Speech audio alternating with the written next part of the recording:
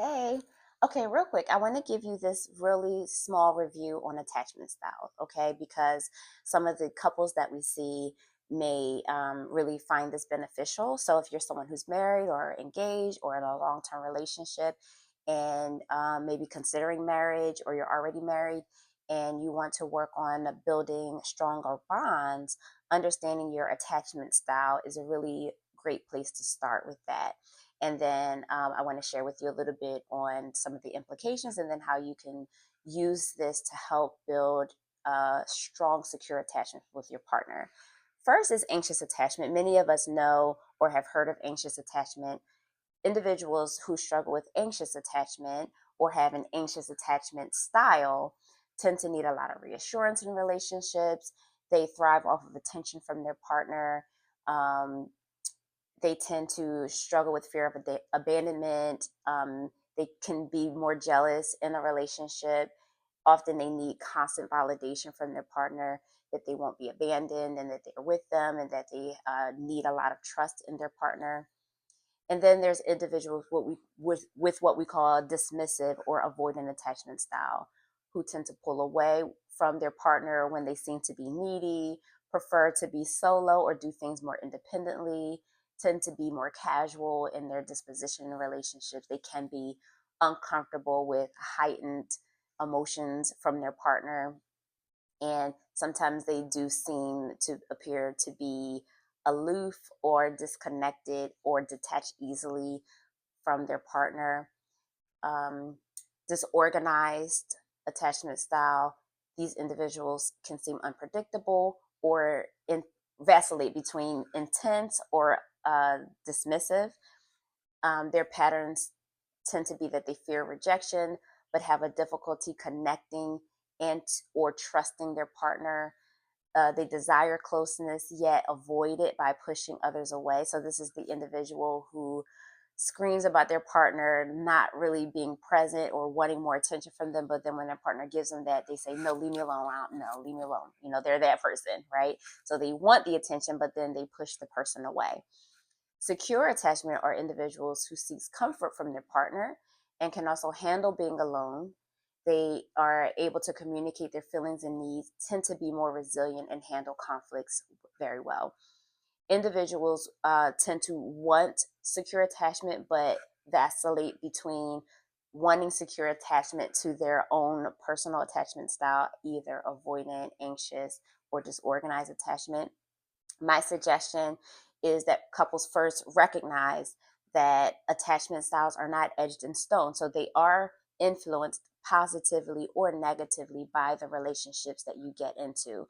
So I would suggest that if you're someone, let's say, who struggles with or has an anxious attachment style, that you try to avoid partnering with someone who has a dismissive attachment style.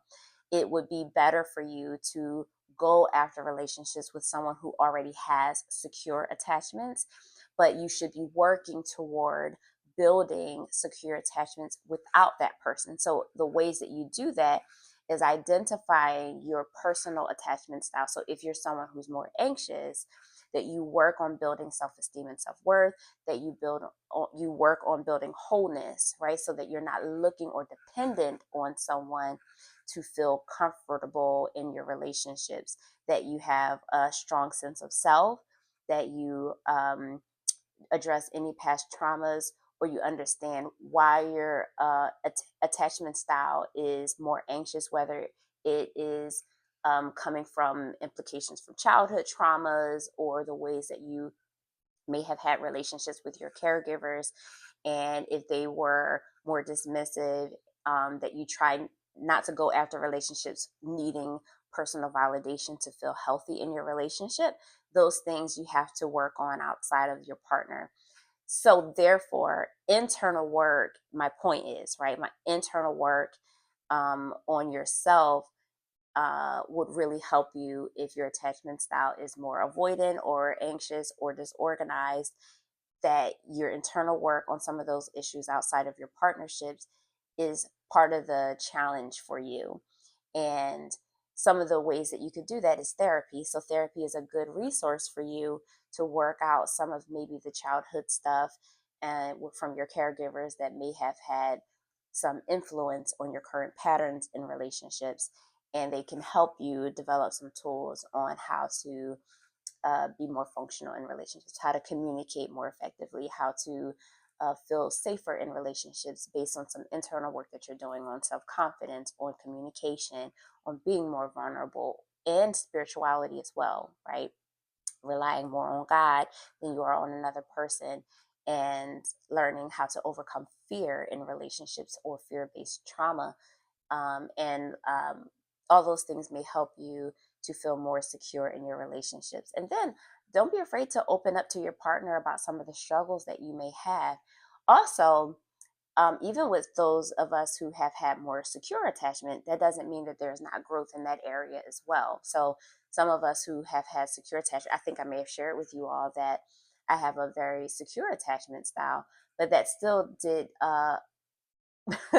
cripple me in some ways as I was getting ready to get married, as my partner thought that I was coasting a little bit and needed to become more of a partner. And I had to learn how to go from being someone who was well taken care of by her parents to being someone who could care for their partner. And that was actually a learning curve for me. And it's kind of shameful to admit that, but I had a lot of learning to do on how to be a better partner and to be more open and to be more intentional and to take more initiative and be more assertive in my relationship. And that actually was a huge learning curve even in adulthood. And so no matter who you are or what your attachment style is, the willingness and the openness and the flexibility that we have to grow with another person is something that we can all continue to do over time. So I just wanted to give that to you, and I hope that you would work on that with your partner or with the therapist on how to improve if you have a specific attachment style that you want to work on, and know that those resources are available to you and that they can be influenced in a positive way if you need that encouragement going forward in your journey and in your relationships. All right, take care.